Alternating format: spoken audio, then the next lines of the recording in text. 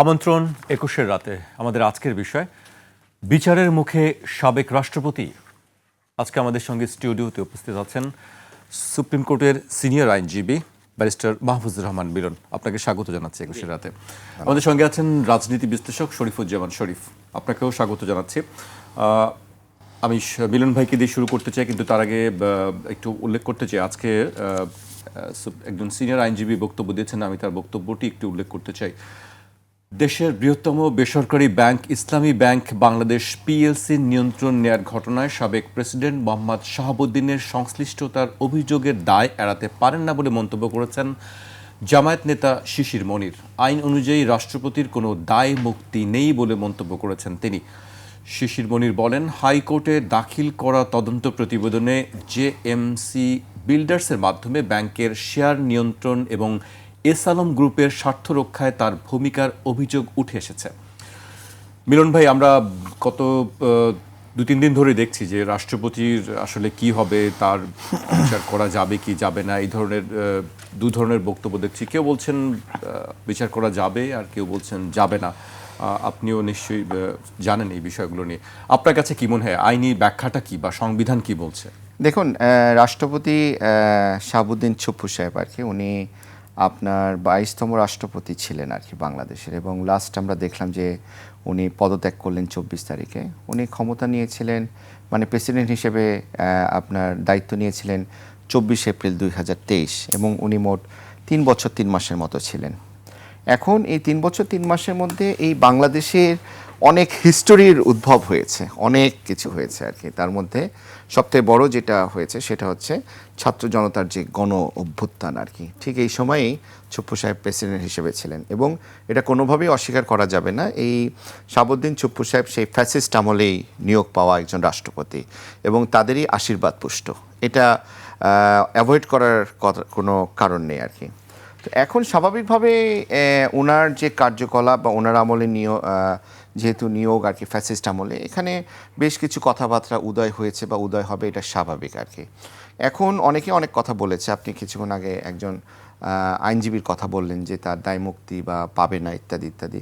দেখুন, উনি কিন্তু জেলা ও দায়রা জাজ হিসেবে উনি ছিলেন আর কি, এবং উনি রিটায়ার্ড পরে আপনার দুর্নীতি দমন কমিশনার হিসেবেও ছিলেন, এবং এই কমিশনার থাকা অবস্থাতেও ওনার বেশ কিছু কর্মকাণ্ড কোশ্চেন ছিল আর কি। উনি থাকা অবস্থাতেই কিন্তু পদ্মা সেতুর যে দুর্নীতি হয়েছিল, যাদের বিরুদ্ধে অ্যালিগেশন ছিল তাদেরকে ক্লিন করেছিল। আবার উনি থাকা অবস্থায় কিন্তু সাবেক প্রধানমন্ত্রী বেগম খালেদা জিয়া, ওনার এগেইনস্টে কিন্তু আপনার জিয়া অরফানেজ ট্রাস্টের যে চার্জশিট সেটা কিন্তু হয়েছিল আর কি। সো ওনার বিরুদ্ধে কিন্তু অ্যালিগেশনের অভাব নাই। আবার উনি রিটায়ার্ড করার পরে আবার সামহাও ইসলামী ব্যাংকের সাথে কানেক্টেড হয়েছে, এস আলম গ্রুপের সাথে কানেক্টেড হওয়ার তার বিভিন্ন খবরাখবর আসে। তো এগুলা দেখেন, উনি এই অতীতে যে কর্মকাণ্ডগুলো করেছে এগুলাতে দায়মুক্তি হওয়ার কোনো উপায় নাই।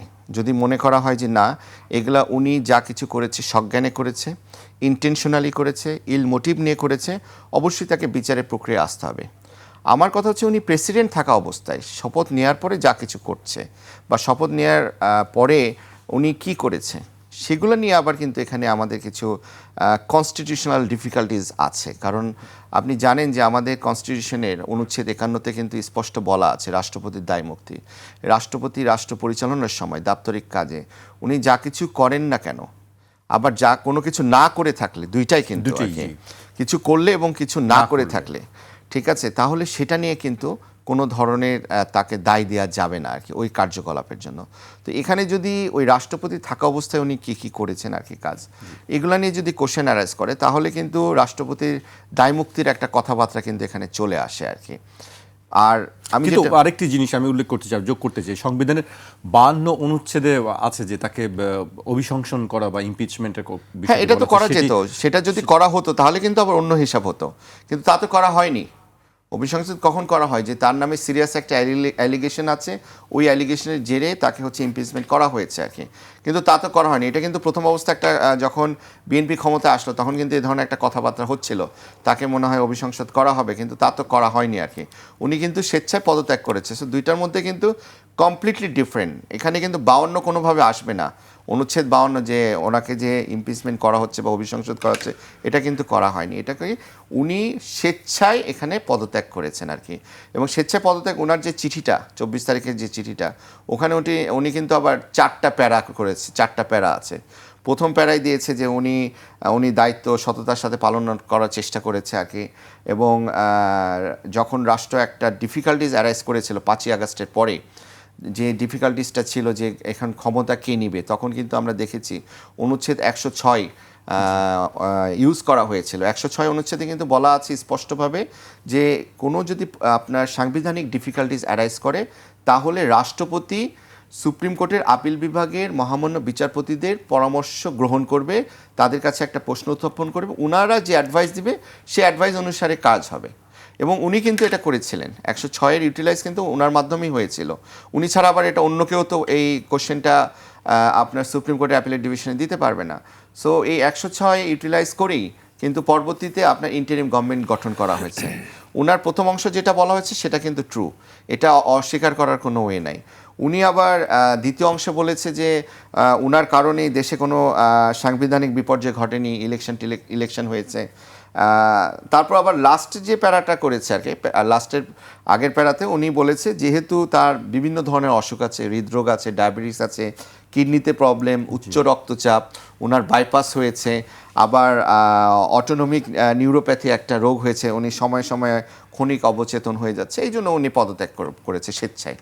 তো এটা একটা মানে এই চিঠিটাতে আসলে পলিটিক্যালি ভাবলে অনেক কিছু, পলিটিক্যালি না ভাবলে কোনো কিছুই না আর কি, আমি মনে করি। জি, স্বরাষ্ট্রমন্ত্রীর বক্তব্য আমরা গতকালকে দেখেছি, আইনমন্ত্রীর বক্তব্য দেখেছি। স্বরাষ্ট্রমন্ত্রী একটি কথা বলেছেন যে মানে তেমন কোনো কিছু আসলে সেরকম মামলা বা তার বিচারের তেমন কোনো কিছু পাওয়া যায়নি বা সেরকম কোনো কিছু ঘটে, কিন্তু যে বিষয়গুলো আপনি নিজেও বললেন যে আমরাও জানি যে ঘটনার সঙ্গে তিনি জড়িত ছিলেন, সেই বিষয়ে আসলে যে ঘটনাগুলো আমি কিন্তু আবার বলছি আর কি, উনি দায়িত্বে পাওয়ার আগে যে ঘটনার কাছে সাথে উনি জড়িত ছিলেন, সেগুলো নিয়ে বিচারিক প্রক্রিয়া যদি উদয় হয়, সেটা নিয়ে কোনো কোশ্চেন অ্যারাইজ করবে বলে আমি মনে করি না। কিন্তু রাষ্ট্রপতি থাকা অবস্থায় যা কিছু হয়েছে, আমার মনে হয় দেখেন স্বরাষ্ট্রমন্ত্রী সাহেব যে কথাবার্তাগুলো বলেছেন, উনি তো আইনের ছাত্র ছিলেন আর কি, ল ডিপার্টমেন্টের আর কি, উনি সংবিধান বিশেষজ্ঞ বলা চলে আর কি।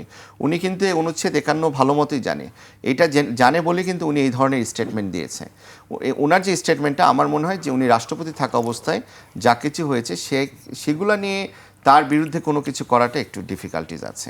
কিন্তু আগে বা পরে যখন সেটা হতেই পারে, মানুষের অতীত কর্মকাণ্ড নিয়ে তো আপনার বিচার হয় না? অতীত কর্মকাণ্ড নিয়ে তো বিচার হতেই পারে। 2 বছর, 10 বছর, 15 বছর আগেও যদি কোনো অপরাধ হয়ে থাকে, সেটা নিয়ে তো বিচার। আপনার কাছে কি মনে হয় যে আসলে তার বিচার হওয়া উচিত? আগের যদি সে এটাতে আসলেই জড়িত থাকে, তার বিরুদ্ধে যেহেতু এই ধরনের কথাবার্তা আসছে, যদি জড়িত থেকে থাকে, তাহলে অবশ্যই বিচার হওয়া উচিত তার অতীত কর্মকাণ্ডের জন্য। যদি ওগুলা তথ্য প্রমাণ পাওয়া যায়, এভিডেন্স পাওয়া যায়, প্রাথমিকভাবে প্রমাণ হতে পারে, এরকম যদি মনে হয়, তাহলে তো হওয়া উচিত বলে আমি মনে করি।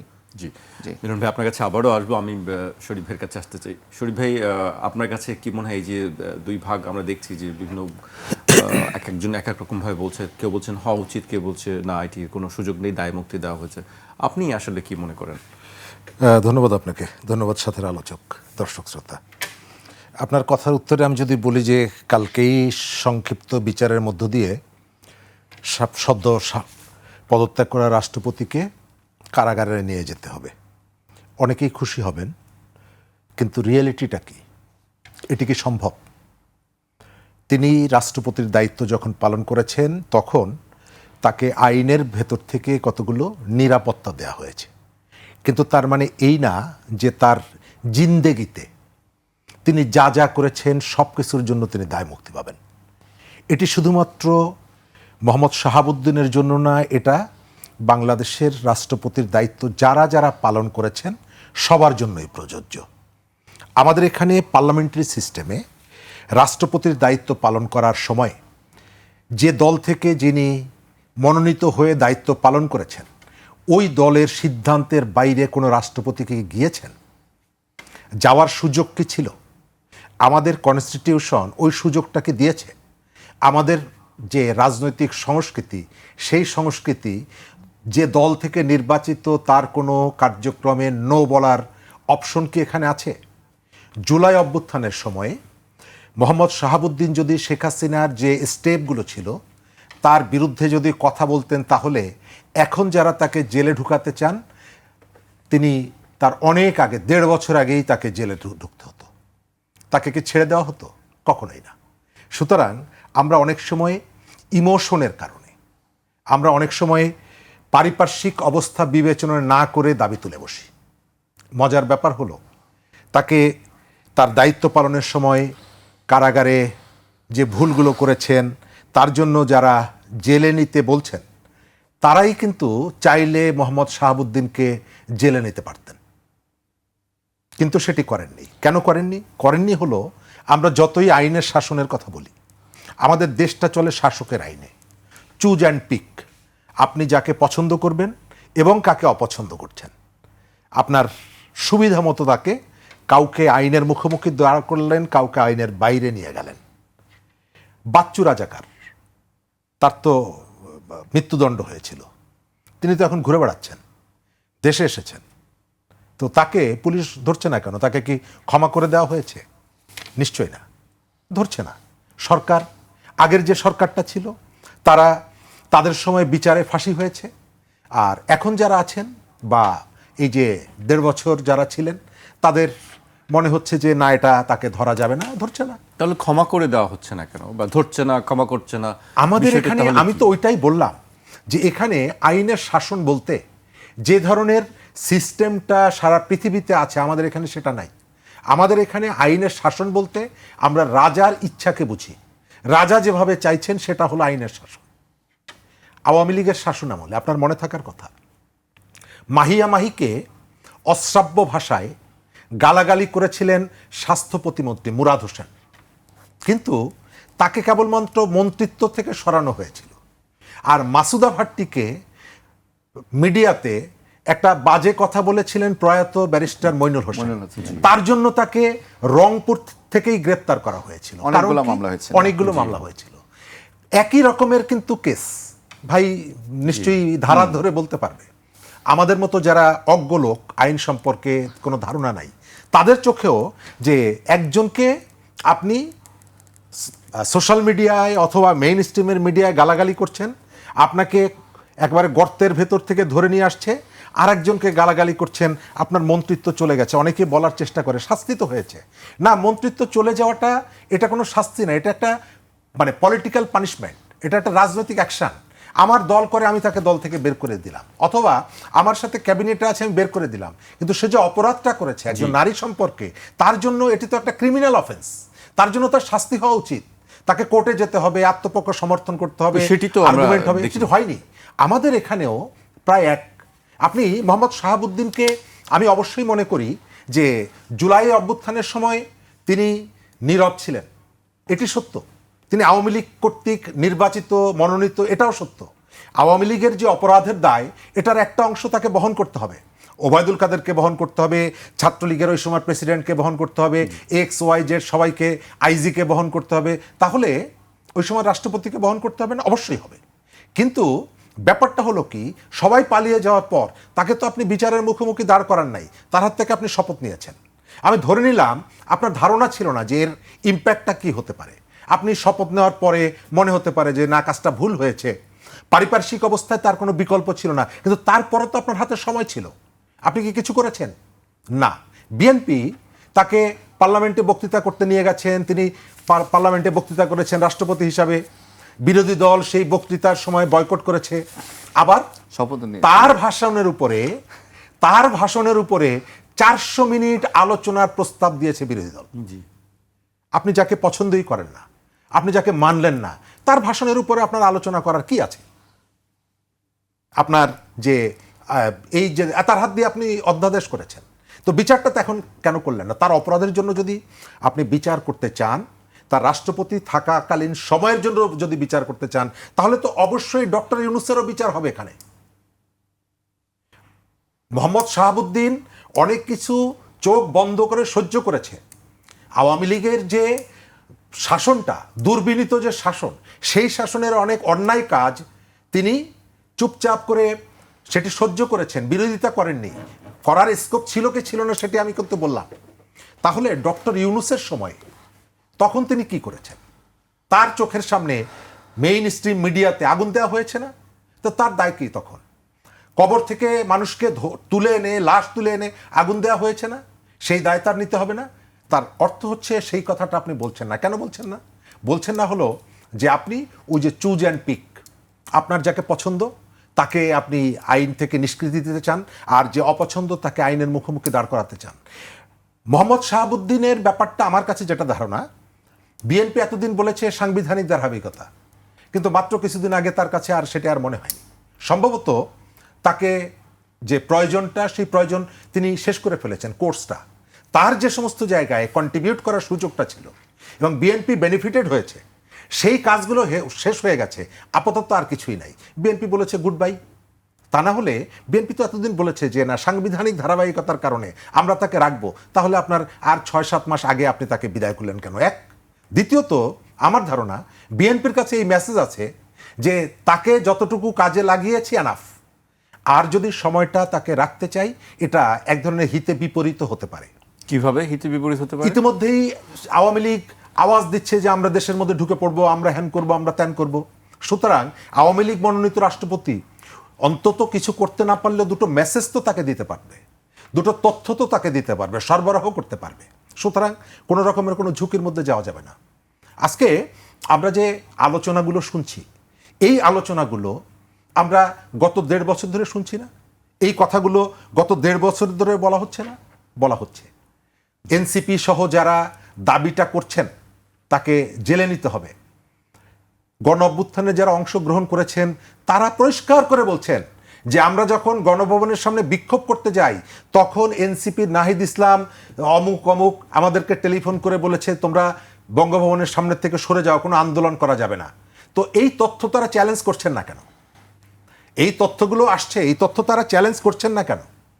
করছেন না এই কারণে যে তাদের ভেতরে দুর্বলতা আছে। তারা রাষ্ট্র তাদেরকে বিশ্বাস করে, জনগণ তাদেরকে বিশ্বাস করে যে দায়িত্বটা দিয়েছিল, সেই দায়িত্ব তারাও প্রপারলি রক্ষা করেন নাই। ডক্টর ইউনূসও প্রপারলি রক্ষা করেন নাই। সেই ঘটনাগুলো আমরা নানা সময় দেখেছি। আপনি শাহাবুদ্দিন সাহেবের বিচার করবেন, শাহাবুদ্দিন সাহেবের কন্ট্রিবিউশন আছে, আমি এটা কোনোভাবেই অস্বীকার করব না। আমাদের এখানে 12 ফেব্রুয়ারি যে নির্বাচন, সেই নির্বাচন যাতে না হয় সেই প্রচেষ্টা ছিল। ডক্টর ইউনূস অনেকের সাথে দেখা করেছেন, কথা বলেছেন। পুরো সময়টা রাষ্ট্রপতির সাথে তিনি কখনো দেখা করেননি।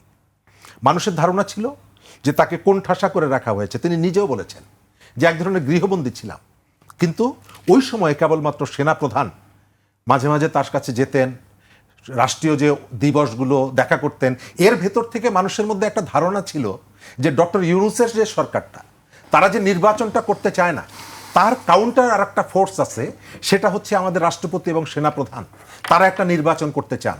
এর ভেতর থেকে মানুষের মধ্যে ওই যে শক্তির একটা ভারসাম্য ছিল বলে ধারণা, এবং ওই ধারণার জায়গা থেকে নির্বাচনটা শেষ করা গেছে। আপনি এখন তাকে আইনের মুখোমুখি যা খুশি তাই করেন। আমি যেটা বলতে চাই যে জুলাই অভ্যুত্থানের সময় তার ভূমিকা আমি সন্তুষ্ট না, কিন্তু তার সক্ষমতা, সীমাবদ্ধতা কতটুকু ছিল? জি, এটি একটি প্রশ্ন থেকে যাবে। আমি মিলন ভাইয়ের কাছে আসি। মিলন ভাই, আমরা শরীফ ভাইয়ের কাছে অনেক কথা শুনছিলাম, চুজ অ্যান্ড পিকের কথা শুনছিলাম, যে আসলে কাকে বিচার করা যাবে, কার বিচার করা যাবে না, সেটি আসলে নির্ধারণ করে উচ্চ পর্যায় থেকে সেই সিদ্ধান্তগুলো হয়ে থাকে। আরেকটি বিষয়ে আমরা কথা শুনছি যে রাষ্ট্রপতি বিদেশে যেতে পারেন, সেরকম একটি কথা আমরা শুনছি। আপনার কাছে কি মনে হয় বিদেশে, কেউ বলছে যে বিদেশে যেতে দেওয়া উচিত হবে, আবার কেউ বলছে উচিত হবে না। আপনার কাছে কি মনে হয় এই সংশয়ের কেন? বিদেশে গেলে কি হবে? না, এটাতে আসলে বাতাসে তো অনেক কথাই রটে আর কি, তাই না? এখন উনি যদি তার স্বাস্থ্যগত কারণে, চিকিৎসার কারণে বিদেশে যেতে চান, সেটা যেতেই পারেন। সেটা নিয়ে আসলে আমিও কিছু জানি না। আসলে এগুলো একটা ধোঁয়াশা। অনেকে অনেক ধরনের কথা বলছে, উনি বিদেশে চলে যাবে, বিদেশে যে আর আসবে না, ইত্যাদি ইত্যাদি। তো এগুলো আসলে এগুলা হচ্ছে পলিটিক্যাল স্টেটমেন্ট বা পলিটিক্যাল গসিপ বলতে পারেন আর কি। তো এখন কি হবে সেটা বলা মুশকিল। এখন যেহেতু উনি পদত্যাগ করেছে, অ্যাজ পার কনস্টিটিউশন নতুন আমাদের দায়িত্বপ্রাপ্ত রাষ্ট্রপতি এসেছেন, উনি ওনার দায়িত্ব পালন করছেন। ছুপ্পু সাহেব, আমি যতদূর জানি যে উনি আবার ওনার নিজের বাড়িতে উঠে যাবেন। তো উনি কোথায় যাবেন, কোথায় থাকবেন, বিচার তার হবে কি হবে না। ট্রাইব্যুনালে অভিযোগ দায়ের করা হয়েছে দুটি। যে তার নামে ট্রাইব্যুনাল, এই যে আমি বললাম আর কি, অভিযোগ দায়ের করা মানে কিন্তু অভিযোগটা প্রতিষ্ঠিত হয়ে যাচ্ছে তাও না, এটা আমলে নিচ্ছে কিনা সেটাও কিন্তু দেখতে হবে, এটা আমলে নিচ্ছে কিনা সেটাও দেখতে হবে। তো আসলে অনেকে এখানেও কি চুজ অ্যান্ড পিকের বিষয় আছে? না, এখানে আমি আসলে দেখেন, আমি চুজ অ্যান্ড পিক বলবো না, দেখেন আইনের গতিতে চলা উচিত এবং বিচার বিভাগ স্বাধীনতা আমরা চেয়েছি, বিচার বিভাগের মতো স্বতন্ত্র থাকা উচিত এবং কোনো ধরনের প্রতিবন্ধকতা হোক আমরাও এটা চাই না, সাধারণ জনগণ এটা চায় না। উনি যদি কোনো ধরনের অপরাধ করে থাকেন, as per constitution, as per law তার বিচার হওয়া উচিত বলে আমি মনে করি আর কি। কিন্তু ওই যে বললাম যে তার ক্ষমতা থাকা অবস্থায়, প্রেসিডেন্ট থাকা অবস্থায় উনি কোনো ধরনের যদি এমন কোনো কাজ করে থাকে, দাপ্তরিক কাজ করা অবস্থায়, কিন্তু তার এটা রাষ্ট্রপতির দায়মুক্তি, এটা কিন্তু কনস্টিটিউশনে বলা আছে। দেখেন এত মানুষ মারা গেছে 5ই আগস্টে, আমরা সবাই মর্মাহত আর কি। কিন্তু এই যে পুলিশকে যে গুলি চালাতে বলা হলো, গুলি চালাতে বলাটা এটা কি রাষ্ট্রপতি বলেছে নাকি এটা স্বরাষ্ট্রমন্ত্রী বলেছে, নাকি স্বরাষ্ট্রমন্ত্রী প্রধানমন্ত্রী নির্দেশ পেয়ে বলেছে? এক্সিকিউটিভ কাজ তো তারা করছিল, রাষ্ট্রপতি তো আসলে রাষ্ট্রপতির ভূমিকা কী ছিল, বা রাষ্ট্রপতি বাংলাদেশে তো রাষ্ট্রপতি শাসিত সরকার না। আমরা দেখেছিলাম যখন প্রেসিডেন্ট এরশাদ ছিল তখন রাষ্ট্রপতি শাসিত ছিল, পরবর্তীতে 91-এ আবার পরিবর্তন হলো, তাই না? আমরা দেখেছি যে এখানে এক্সিকিউটিভ হেড হিসেবে প্রধানমন্ত্রী কিন্তু কাজ করে থাকে আর কি। সো এগুলো আমাদেরকে বুঝতে হবে আর কি। মানে আসলে অনেকে অনেক কথা বলবে, এই মানে কথার জন্য আমরা যদি গা ভাসাই দিই তাহলে হবে না আর কি। কতটুকু ধরা যায়, কতটুকু ধরতে হবে, কতটুকু দায় আছে, কতটুকু দায় মুক্তি আছে, সব কিছু আমাদের বুঝতে হবে। তবে আমি একটা কথা বারবার বলছি, উনি অতীতে যদি কোনো কর্মকাণ্ড করে থাকে, ঠিক আছে, এবং ওই অতীতের কর্মকাণ্ডে যদি তার এমন কিছু করে থাকে, ইলিগাল অ্যাক্টিভিটিস করে থাকে, উইথ ইল মোটিভ করে থাকে, তাহলে অবশ্যই তার বিচার হওয়া উচিত। কিন্তু অতীতে কিন্তু তার বিরুদ্ধে বেশ কিছু অ্যালিগেশন কিন্তু এখন পেপার পত্রিকা বলেন, মিডিয়াতে বলেন, অনলাইনে বলেন আসছে। কিন্তু উনি কিন্তু যখন জেলা জাজ হিসেবে রিটায়ার করে আর কি, রিটায়ার করার পর কিন্তু উনি দুদকের কমিশনার ছিলেন। আমি একটু আগে বলেছি, কমিশনার থাকা অবস্থায় উনি একটা বিশেষ দলকে বিভিন্ন ধরনের সুবিধা দিয়েছে। পদ্মা সেতুর যে দুর্নীতি হয়েছিল, কানাডার যে মামলাটা হয়েছিল, কানাডিয়ানরা যে মামলাগুলো করেছিল, ওই সময় কিন্তু মন্ত্রী ছিলেন আবুল হোসেন সাহেব, তার বিরুদ্ধে যে দুর্নীতির যে তকমাটা উঠেছিল আর কি, তাকে পুরো এই 2 বছর ধরে কিন্তু তদন্ত করার পর একটা আইওয়াস তদন্ত করে তাকে কিন্তু এখান থেকে মুক্ত করে দেওয়া হলো, বলা হলো যে না, কোনো দুর্নীতি নাই। ওই সময় কিন্তু এটা খুব আলোড়ন তুলেছিল এই মামলাটা। আবার জিয়া অরফানেজ মামলা আমরা দেখেছি আর কি, বেগম খালেদা জিয়াকে মিথ্যা মামলায় কীভাবে হয়রানি করা হলো, তাকে কিভাবে গ্রেফতার করা হলো। তো এটা কিন্তু একটা সুবিধাজনক সময় কিন্তু তার মাধ্যম দিয়ে কিন্তু তার আমলে সেই দুদকের কমিশনার থাকা অবস্থায় কিন্তু এই চার্জশিটটা দেওয়া হয়েছিল। পরে আমরা আবার দেখেছি 2017 সালে ইসলামী ব্যাংক, উনি কিন্তু বোর্ডেও ছিল, উনি কিন্তু ইন্ডিপেন্ডেন্ট ডিরেক্টর হিসেবে কিন্তু বোর্ডে ছিল কিন্তু। তো ওই সময় ইসলামী ব্যাংক এত ভালো একটা ব্যাংক, মানে সবাই ইসলামী ব্যাংকের প্রতি যে আস্থা ছিল, সেই আস্থাটা পুরাটাই কলাপস করলো ইসলামী ব্যাংকের উপর থেকে। তো এই ইসলামী ব্যাংক থেকে আবার কিন্তু উনি আবার গ্লোবাল ইসলামী ব্যাংকেও একটা বিশেষ দায়িত্বে ছিলেন আর কি। তো এইগুলা থেকে দায়মুক্তি হবে কিভাবে? এইগুলাতে তো আর দায়মুক্তি নাই আর কি। তো এটাতে যদি তার দায় থেকে থাকে তাহলে অবশ্যই হওয়া উচিত। আমার কথা শুধুমাত্র উনি প্রেসিডেন্ট থাকা অবস্থায় যে অ্যাজ পার কনস্টিটিউশন দায়মুক্তি, সেখানে আমার একটা অভিমত যে এটা একটু খুব একটা সুবিধা না আর কি। জি, আমি আবারও আসবো আলোচনা, আমাকে একটা বিরতিতে যেতে হচ্ছে পর্যায়ে। একটা বিরতি নিচ্ছি, ফিরছি এখনই।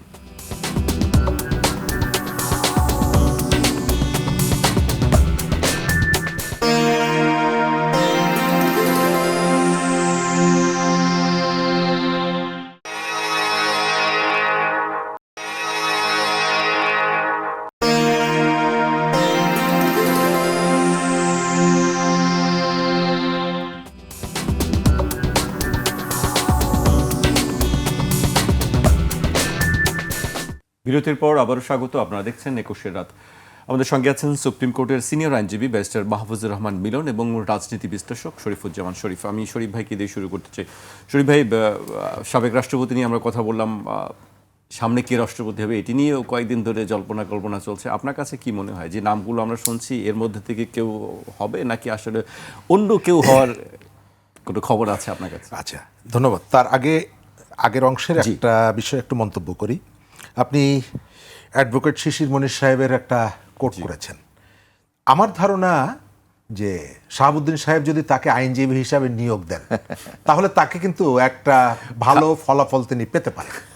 কারণ হচ্ছে আমাদের মনির সাহেব তিনি এই ধরনের মামলায় কিন্তু ভূমিকা রাখেন। এই যে বুয়েটের আবরার ফাহাদের খুনি যারা ফাঁসি হয়ে যাওয়ার পর আমরা কিন্তু তাকে ওই দণ্ডপ্রাপ্তদের পক্ষে আইনজীবী হিসাবে দেখেছি। রানা প্লাজার সম্প্রতি আদ্দিন হসপিটালের রানা প্লাজার যে খুনি রানা তার পক্ষে উনি দাঁড়িয়েছেন। ঠিক আছে, সুতরাং আমি জানি না যদি এই রকমের ব্যাপার হয়, আমি পরামর্শ থাকবে আমাদের সাবেক রাষ্ট্রপতিকে, আপনি চেষ্টা করবেন শিশির মনির সাহেবকে যেন আইনজীবী হিসাবে আপনার পক্ষে নিতে পারেন। দ্বিতীয় জায়গাটা হচ্ছে এখানে বিচারটা আমি যেটা বললাম চুজ অ্যান্ড পিক না, কক্সবাজারে ওই যে ক্রস ফায়ারের আলোচিত হত্যাকাণ্ড, তার আসামি শেখ হাসিনা, ক্রস ফায়ারের আলোচিত হত্যাকাণ্ডের শেখ হাসিনা। আবার আমাদের এখানে জুলাই হত্যার যখন আপনি বিচার করেছেন তখন পুলিশের আইজিকে আপনি আইনত তাকে রাজসাক্ষী আপনি করতেই পারেন, কিন্তু রাজসাক্ষী করার ভেতর থেকে আপনি তাকে লঘুদণ্ড দিয়েছেন। শেখ হাসিনা ফাঁসি হয়েছে, স্বরাষ্ট্রমন্ত্রীর ফাঁসি হয়েছে, কিন্তু পুলিশের সর্বোচ্চ প্রধান যিনি, যার অধীনে পুলিশ বাহিনী নানা রকমের হত্যাকাণ্ডের সাথে জড়িয়েছিল, আপনি লালবাগ থানার কোনো একজন সাব ইন্সপেক্টরকে ফাঁসি দিয়েছেন, কিন্তু এই মামলায় পুলিশের আইজি সামান্য তাকে একটা দণ্ড দিয়েছেন। এইটাই প্রমাণ করে যে এখানে বিচারের কাজটা চুজ অ্যান্ড পিক, আপনি কাকে বিচার করবেন কার করবেন না। তার বাড়িও শিশির মনির সাহেবের বাড়ির কাছে, দুজনের বাড়ি একই জায়গায়। তো এগুলো প্রশ্ন তৈরি করে। কারণ কি? কারণ হচ্ছে কোনো মামলায় কিন্তু আমরা শুনছি না শেখ হাসিনা বন্দুক হাতে নিয়ে রাস্তায় নেমে পল্টন মোড়ে গুলি করেছে, কিন্তু তিনি যেহেতু সরকার প্রধান ছিলেন, রেসপন্সিবিলিটি তার। আসাদুজ্জামান খান কামাল যাত্রাবাড়িতে বন্দুক হাতে তাকে দেখা গেছে এটা না, কিন্তু স্বরাষ্ট্রমন্ত্রী হিসাবে তিনি ওই সময়ের কোনো ঘটনার রেসপন্সিবিলিটি এড়াতে পারেন না। যেমনিভাবে তার আগের যে রেজিম, সেই রেজিমের সময় ওই যে কানসাটের ঘটনা, অমুক জায়গায় তমুক জায়গার ঘটনা, এখন পর্যন্ত আমরা বিএনপির সমালোচনা করি। আজকের এই যে ঘটনায় আপনি কেন পুলিশের আইজিকে নিষ্কৃতি দিলেন? কারণ হলো সম্ভবত এমন কতগুলো ঘটনা ঘটেছে পর্দার অন্তরালে যেগুলো আমরা জানি না। এবার নতুন রাষ্ট্রপতি কে হবে এটা নির্ভর করে একমাত্র বিএনপির উপরে। আমাদের এখানে এক ধরনের সুশীলতা আমরা দেখাই, আমরা এসে বলি একজন নিরপেক্ষ লোককে নিতে হবে। বিএনপি একটা পলিটিক্যাল গভর্নমেন্ট, বিএনপি একটা রাজনৈতিক দল, সুতরাং বিএনপি কখনোই অন্য একটা দল থেকে একজনকে ডেকে এনে রাষ্ট্রপতি বানাবে না। জামাত হলে কি সেটি করতো? এনসিপি হলে কি সেটি করতো? আমি গত কয়েকদিন আগে এনসিপির এক নেতাকে জিজ্ঞেস করেছিলাম যে আপনারা যে কথায় কথায় বলেন যে বিএনপি অমুককে তমুককে, হ্যাঁ, বিএনপির একটা পলিটিক্যাল এজেন্ডা আছে, সেই এজেন্ডা বাস্তবায়ন করার জন্য তার তো সেই ধরনের লোক লাগবে। তবে আমরা চাইব দলের সিল মারা লোক হলেও তিনি যেন দক্ষ হন, তিনি যেন সৎ হন। প্রত্যেকটা দলের মধ্যে সৎ মানুষ, দক্ষ মানুষ আছে। কেবল দল করে বলে আপনি তাকে এই যে কয়েকদিন ধরে দেখছি 11-12টা সরকারি আধা সরকারি প্রতিষ্ঠানের দায়িত্ব দিয়েছেন সাবেক বিএনপি নেতাদের। এরা যদি যোগ্য হয় আমার কোনো আপত্তি নাই, কিন্তু অযোগ্য যদি হয় তাহলে আপত্তি আছে, কারণ এই প্রতিষ্ঠানগুলো শেষ করে দিবেন। সেকেন্ড, আমাদের এখানে ওই যে এনসিপির কথা বললাম, আমি জিজ্ঞেস করেছিলাম যে আপনারা যে পার্লামেন্টে সংরক্ষিত মহিলা আসনে 2টো আসন পেয়েছেন, নারী আসন, 2টো আসনই আপনাদের দলের 2জন ওই যে যৌথ সমন্বয়ক নাকি যেন বলে, সমন্বয়কারী, তাকে আপনারা দায়িত্ব দিয়েছেন। কেন? বাংলাদেশে তো এই রাজনীতির বাইরে অনেক দক্ষ নারী আছেন, তাদের কন্ট্রিবিউশন আছে জুলাই, তাদেরকে ডেকে এনে দিতেন, তা তো দিলেন না। কারণ কি? কারণটা হচ্ছে পরামর্শটা অন্যের ক্ষেত্রে প্রযোজ্য, আমার ক্ষেত্রে না। নতুন যে এমপি যারা এসেছেন তারা কন্ট্রিবিউট করতে পারছেন না, এর থেকে যোগ্য অনেকে ছিল, তো তাদেরকে তো এনে দিতে পারতেন না। ওটা দিবেন না, আপনি চাইবেন খালি বিএনপির কাছে। আবার জামাত চাইবে খালি বিএনপির কাছে। জামাত কি নিরপেক্ষ লোকদেরকে কোথাও নিয়োগ দিয়েছে? প্রশাসন বিভিন্ন জায়গায় তার লোকজনকে যে প্রবেশ করিয়েছে, সুযোগ পেয়েছে, এখন এসে আলোচনা করছে বিএনপির ক্ষেত্রে। হ্যাঁ, বিএনপি অনেক জায়গায় কথা রাখছে না, এটি অস্বীকার করব না। ওই যে জুলাই ডিক্লারেশনে আমরা সবাই চেয়েছে, এই কারণে আমরা হ্যাঁ বলেছি। মন্ত্রী এসে বলছে যে বিমানের রাস্তার টোল নির্বাচনের আগে বলেছি, আমার তো ধারণা ছিল না যে আমি মন্ত্রী হব। তো এই যে বক্তব্যগুলো, এই বক্তব্যগুলো আমাদেরকে হতাশ করে। বিএনপি এখানে কাকে রাষ্ট্রপতি নির্বাচিত করবে, তবে খেয়াল করবেন যে প্রধান সেনাপ্রধান এবং রাষ্ট্রপতি সিলেকশনের ক্ষেত্রে বিএনপি সবসময় একটা এমন কতগুলো ঘটনা ঘটায় যেটা পরে গিয়ে কিন্তু গিট্টু লাগে। এই পর্যন্ত আপনি দেখবেন সেটি মঈন আহমদ থেকে শুরু করে তাদের যে সিলেকশন, তাদের যে পছন্দ, কেন যেন বিএনপি দক্ষ বা অভিজ্ঞ প্রেমিক না। সে যাকে পছন্দ করে কয়েকদিন পরে দেখা যায় যে তার সাথে এক ধরনের প্রতিশ্রুতি ভঙ্গ হয়। আমরা এই ক্রুশিয়াল টাইমে, এই ধরনের একটা সংকটকালীন সময়ে আমরা এমন রাষ্ট্রপতি চাই যিনি তার পদের প্রতি সংবিধান প্রদত্ত তার যে ক্ষমতা অথবা তার যে দায়িত্ব, সেই দায়িত্বের প্রতি তিনি কমিটেড থাকেন, নট একটা নির্বাচিত দলের প্রতি। জি, শরীফ ভাই আপনার কাছে আবারও আসবো, আমি মিলন ভাইয়ের কাছে আসতে চাই। মিলন ভাই, আপনার বক্তব্য কি আসলে এই ক্ষেত্রে? না, দেখুন এখানে আসলে যে কথাটা আমার সহ-আলোচক বলেছেন, যথার্থ বলেছেন যে বিএনপি তো অবশ্যই একটা পলিটিক্যাল দল। এই গভর্নমেন্ট যে চালাচ্ছে তারা তো একটা পলিটিক্যাল দল আর কি। তাদের অবশ্যই তারা চাইবে তাদের মধ্যে থেকে কাউকে দিতে। এটা যে কেউ করবে, এটাই নর্মাল, দ্যাট ইজ ট্রু। ওকে, তবে আমাদের যে প্রত্যাশা, সাধারণ মানুষ হিসেবে যে প্রত্যাশা, এটা একজন এমন কাউকে দেয়া হোক যিনি সৎ হবে, দক্ষ হবে, সততার সাথে দেশ চালাবে, কম্পিটেন্ট হবে এবং দেশ চালানোর মতো তার স্বাস্থ্যগত অবস্থাও থাকতে হবে। আমরা এমন কাউকে দিলাম যে হচ্ছে তার স্বাস্থ্যগত বেশ, মানে উনি নিজেই ঠিক মতো চলতে পারছে না। সেক্ষেত্রে আমি একটু যোগ করি, বর্তমান যিনি দায়িত্ব পালন করছেন রাষ্ট্রপতির ভারপ্রাপ্ত, তার নামও আলোচনা কেউ কেউ বলছেন, সেক্ষেত্রে আপনার? না, দেখুন ওনার নাম আসতে পারে, উনিও তো সৎ, দক্ষ, আমি যতদূর জানি আর কি, উনিও তো he is also competent, but এটা তো আলটিমেটলি দল ডিসাইড করবে এবং অবশ্যই এটা পার্লামেন্টে, এখানে অনুচ্ছেদ 123-এ বলা আছে যে পার্লামেন্টের যারা সদস্য আছে তাদের ভোটাভুটির মাধ্যমে এটা নির্বাচিত করা হবে আর কি। তো এখন এটা আসলে এখানে বিএনপি এমন একটা দল আর কি, এখানে কিন্তু কম্পিটেন্ট লোক অনেক আছে, প্রচুর আছে, ঠিক আছে। এখানে মানে দলীয় আনুগত্য থাকুক কিন্তু দল কানা আবার জানি না হয়ে যায়। দুইটার মধ্যে কিন্তু আপনার পার্থক্য আছে। একটা হচ্ছে আমি দলের মতাদর্শে আমি বিশ্বাস করছি, আমি জিয়ার মতাদর্শে বিশ্বাস করছি, আমি খালেদা জিয়ার মতাদর্শে বিশ্বাস করছি, আমি প্রধানমন্ত্রীকে ফলো করছি, তার মতাদর্শে বিশ্বাস করছি, কিন্তু আবার দল কানা হয়ে এমন কর্মকাণ্ড করছি আর কি যে আমি একদম অন্ধ হয়ে গেলাম, ঠিক আছে, তাহলে কিন্তু দেশ আগাবে না। অবশ্যই আমরা মতাদর্শে বিশ্বাসী করব, মতাদর্শে বিশ্বাসী হব, এমন লোক আসুক, অসুবিধা নাই, কিন্তু অবশ্যই দেশের ভালোটা যেন বুঝে। আর আজকে অন্য একটি ঘটনা আছে, শাপলা চত্বরে হত্যাকাণ্ড, বহুল আলোচিত একটি ঘটনা। আজকে সেটির অভিযোগ দাখিল হয়েছে এবং আনুষ্ঠানিকভাবে এটি বিচার শুরু হয়েছে বলা যায়। আপনার কাছে কি মনে হয় শাপলা চত্বর হত্যাকাণ্ডের যে সব তথ্য উপাত্ত আছে সেইগুলো দিয়ে কি যথাযথভাবে বিচার প্রক্রিয়া সম্পূর্ণ করা সম্ভব?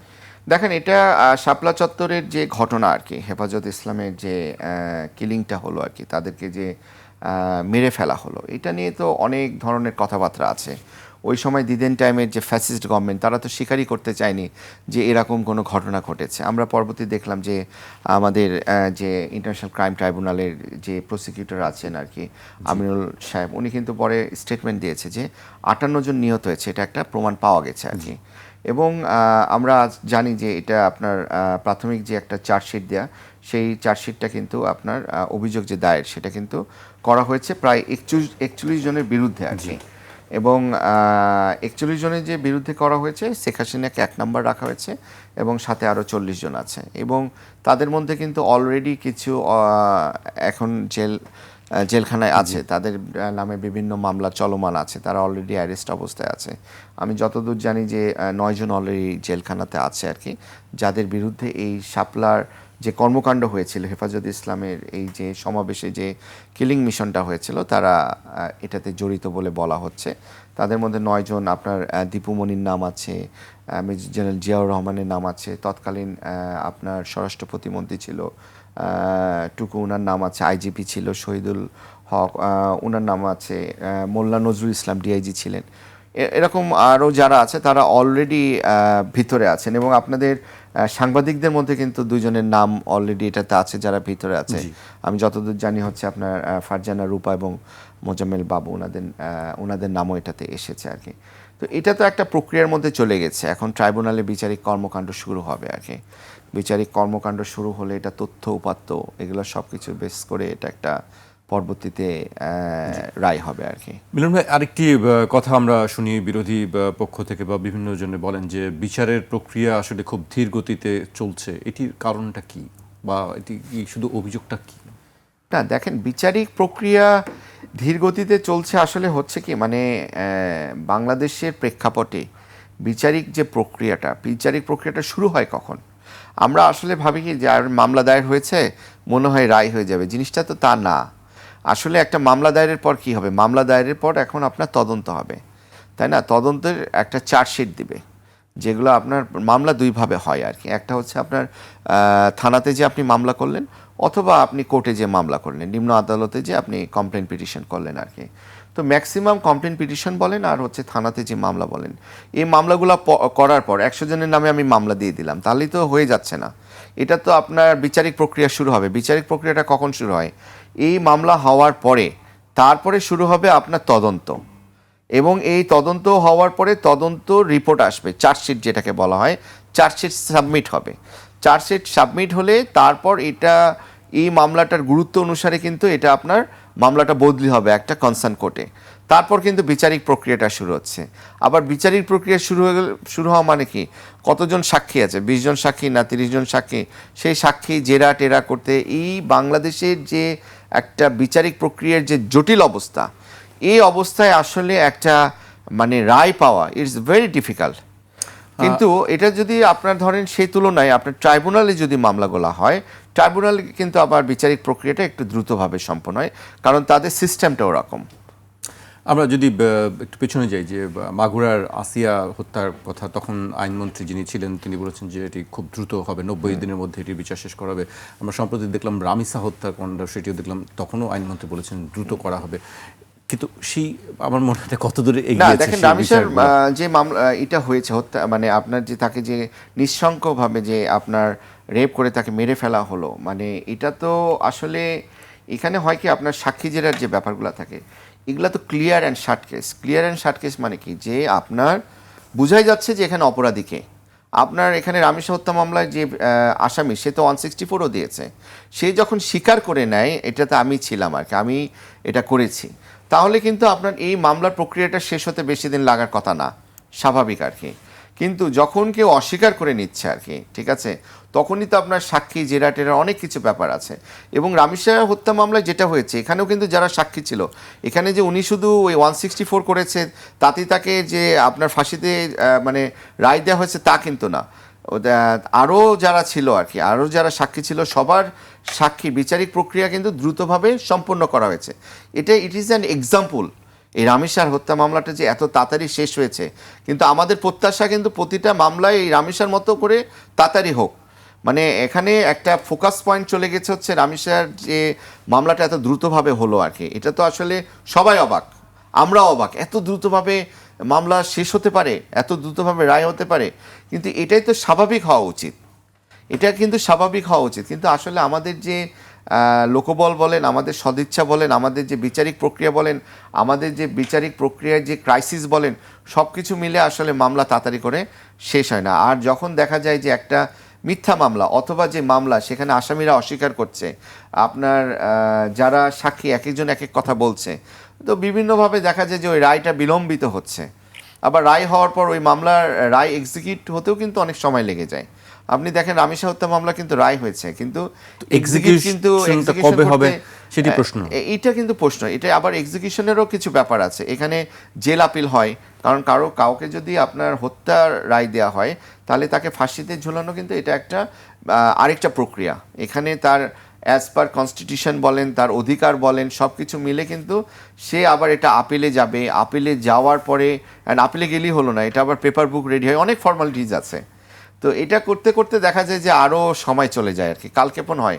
কিন্তু আলটিমেটলি এটা এক্সিকিউশন হয়, হয় যে না তা না, হয় আর কি, কিন্তু দেরি হয় সেটি দেরি হয় মানুষের যে কবে হবে বাস্তবায়নটা। আমি শরীফের কাছে আসতে চাই। শরীফ ভাই, আমরা দেখছি গত কয়েকদিন ধরেই একটি সংকট, গ্যাসের সংকট। আবার দেখছি কেউ বলছেন এটি যান্ত্রিক কারণে হচ্ছে, কেউ বলছেন আসলে কৃত্রিমভাবে এটি করা হচ্ছে। মানুষের এই ভোগান্তি আসলে কবে দূর হবে? মানুষের ভোগান্তি দূর হবে যখন রাষ্ট্র মানুষকে সম্মান করতে শিখবে। আমাদের এখানে যখন এই সংকটগুলো হয়, সেই সংকট থেকে আমরা এর থেকে মুখরোচক যে ইস্যুগুলো আছে সেই ইস্যুগুলোকে প্রায়োরিটি দিই এবং মানুষের যে যথার্থ ইস্যুগুলো সেটা প্রাধান্য পায় না। আমাদের বেশ কয়েকদিন ধরে এই সংকট মোকাবেলা করছে ঢাকা এবং ঢাকার বাইরের মানুষ, কিন্তু অনেক ইস্যুকে আপনি দেখবেন যে খুব স্বল্প সময়ের মধ্যে অ্যাড্রেস করা হচ্ছে, কিন্তু এই বিষয় নিয়ে আপনি মিডিয়াতে বলেন, অন্যান্য জায়গায় বলেন, আলোচনাটা নেই। সমস্ত আলোচনা হলো শাহাবুদ্দিনের কি হবে কি হবে না। আচ্ছা, শাহাবুদ্দিনের যদি কিছু না হয় বাংলাদেশ থেমে যাবে? না। তার যদি কিছু হয় বাংলাদেশ কি 50 বছর এগিয়ে যাবে? মোটেও না। কিন্তু আমার তো প্রতিদিনের জীবনযাপনে এটি প্রভাব ওই জায়গাটায় যে প্রভাবটা, সেই প্রভাবের জায়গাটা নেই। তবে আমার ধারণা যে সরকার যদি আন্তরিকভাবে চেষ্টা করে, সরকারের কতগুলো সমালোচনা আমরা করি, কিন্তু কতগুলো পজিটিভ ইনিশিয়েটিভও আছে। সড়ক থেকে শুরু করে কতগুলো জায়গায় আমরা চাইবো সব বিষয়গুলো যেন এইভাবে একই রকমের প্রায়োরিটি পায়। আপনি এর আগে মিলন ভাইকে একটা প্রশ্ন করেছিলেন এই যে হেফাজতের সমাবেশ নিয়ে।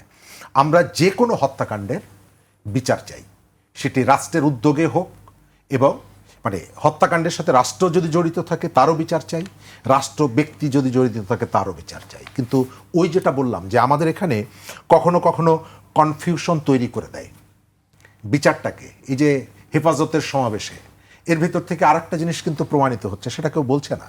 আমরা গত 10 বছর 15 বছর ধরে শুনে আসছি হাজার হাজার শত শত মানুষ হত্যাকাণ্ডের শিকার হয়েছে।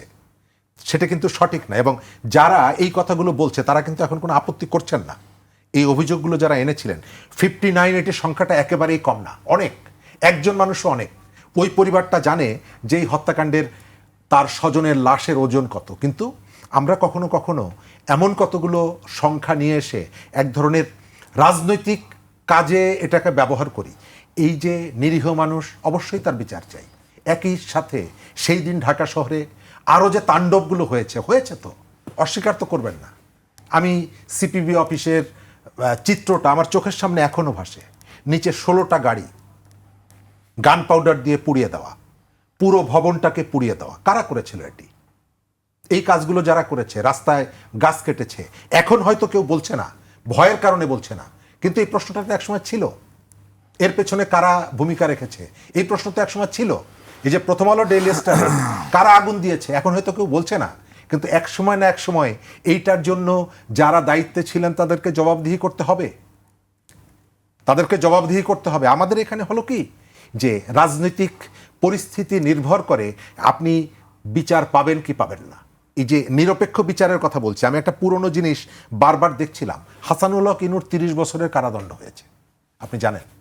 বেসিক জায়গা ছিল কি, কুষ্টিয়ায় 6টি হত্যাকাণ্ডের তার সম্পৃক্ততা, সেখান থেকে তিনি খালাস পেয়েছেন সেই মামলায়। আন্দোলনকারীদের সন্ত্রাসী আখ্যা দেওয়া, সেই মামলা থেকেও তিনি খালাস পেয়েছেন। তার সাজা হয়েছে 30 বছরের। একটা মামলা হলো, 3টা মামলার একটা মামলা হলো জামাত নিষিদ্ধের ক্ষেত্রে তিনি ভূমিকা রেখেছিলেন। জামাত সম্পর্কে তো অনেকের ভিন্ন মত আছে।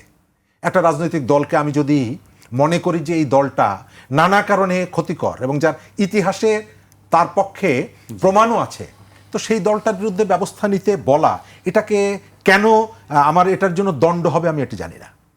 তার দণ্ড হয়েছে। তার 15 বছর আওয়ামী লীগের দুঃশাসনকে টিকিয়ে রাখার ক্ষেত্রে তাদের কন্ট্রিবিউশন আছে।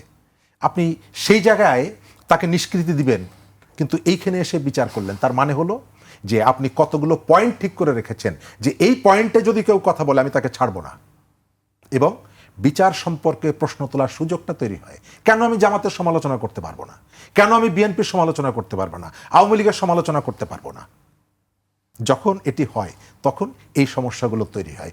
আমরা যে সুযোগটা এসেছে এই যে রাষ্ট্রপতি নিয়োগের ক্ষেত্রে আমরা যেটা শুনছি, আমরা চাই মোহাম্মদ শাহাবুদ্দিন যখন রাষ্ট্রপতির দায়িত্ব নেন, ওবায়দুল কাদের পর্যন্ত জানতো না তার দলটি কাকে মনোনয়ন দিয়েছে রাষ্ট্রপতি পদে। ওবায়দুল কাদের পর্যন্ত জানতেন না। একজন ব্যক্তি ঠিক করেছেন যে কে প্রেসিডেন্ট হবে, কে সেনাপ্রধান হবে, কে কোথায় যাবে। আমরা ওই জায়গা থেকে বের হোক, সেটা আমরা চাই। বিএনপি আলাপ আলোচনার ভিতর থেকে লোক ঠিক করুক, তবে সেটি সম্ভাবনা কতটুক এই সংশয়টা আমার মধ্যে আছে। আমরা গণতান্ত্রিক রূপান্তরের পথে যতটুকু সুযোগ এসেছে সব সুযোগটা যেন আমরা কাজে লাগাতে পারি। শেষ করব, আমি একেবারে শেষ পর্যায়ে চলে এসেছি। আমি মিলন ভাইকে দিয়ে শেষ করতে চাই। আমরা এই সুযোগটা আসলে কিভাবে কাজে লাগাতে পারবো মিলন ভাই? গণতান্ত্রিক যে প্রতিষ্ঠার সুযোগ এসেছে আমাদের সামনে, সেটি আসলে কিভাবে সামনে নিয়ে না যাওয়া দেখেন, সম্ভব? এখন আমরা একটা ফ্যাসিস্ট গভর্নমেন্ট যাওয়ার পরে একটা সুষ্ঠু একটা নির্বাচন আমরা পেয়েছি। আমরা তো আসলে আগে সুষ্ঠু নির্বাচন পাইনি আর কি। তো এই সুষ্ঠু নির্বাচনের মধ্যে একটা গভর্নমেন্ট ফর্ম করেছে এবং বর্তমান প্রধানমন্ত্রী তারেক রহমান ওনার যে কর্মকাণ্ডগুলো সেগুলো নিয়ে আমরা কিন্তু আশাবাদী। ওনারা 150 দিন অতিক্রম করেছে আর কি এই গভর্নমেন্ট আর কি। তো তাদের এটা ঠিক যে কিছুটা আইন শৃঙ্খলার অবনতি ঘটেছে আর কি, কিন্তু আমি ব্যক্তিগতভাবে তাদের মাঝে কাজ করার যে স্পিরিট, তাদের যে একটা দেশের ভালো চাওয়ার জন্য যে সদিচ্ছা, সেটা কিন্তু আমি সাধারণ মানুষ হিসেবে কিন্তু আমি দেখতে পাই আর কি। তো আমি তাদের কাছে মানে অবশ্যই সাধারণ মানুষ হিসেবে আশা করি যে দেশ যেন সুষ্ঠুভাবে চলতে পারে, সুষ্ঠুভাবে চালায়। এবং সামনে আরেকটা সুযোগ এসেছে, একটা নতুন রাষ্ট্রপতি আসবে। আমরা চাই এমন একটি রাষ্ট্রপতি আসুক, এমন একটি রাষ্ট্রপতি দেয়া হোক, এমন একটি রাষ্ট্রপতি নির্বাচিত হোক আর কি, যেন একটা আমরা নতুন সুন্দর বাংলাদেশ গড়তে পারি সবাই মিলে। এটাই হচ্ছে আমার একটা সাধারণ মানুষ হিসেবে প্রত্যাশা। জি, সব সাধারণ মানুষের একই প্রত্যাশা যে আসলে সামনে দেশটা ভালো চলুক, এটি সবাই চায়। দেশটা ভালো চলুক। এটি বোধহয় কারোর কোনো সন্দেহ নেই। আজকে এখানে শেষ করছি। আপনাদের দুজনকে অনেক ধন্যবাদ আমাদেরকে সময় দেওয়ার জন্য। জি, ধন্যবাদ। আজ এখানে শেষ করছি। কাল আবার দেখা হবে ঠিক রাত 12টায়।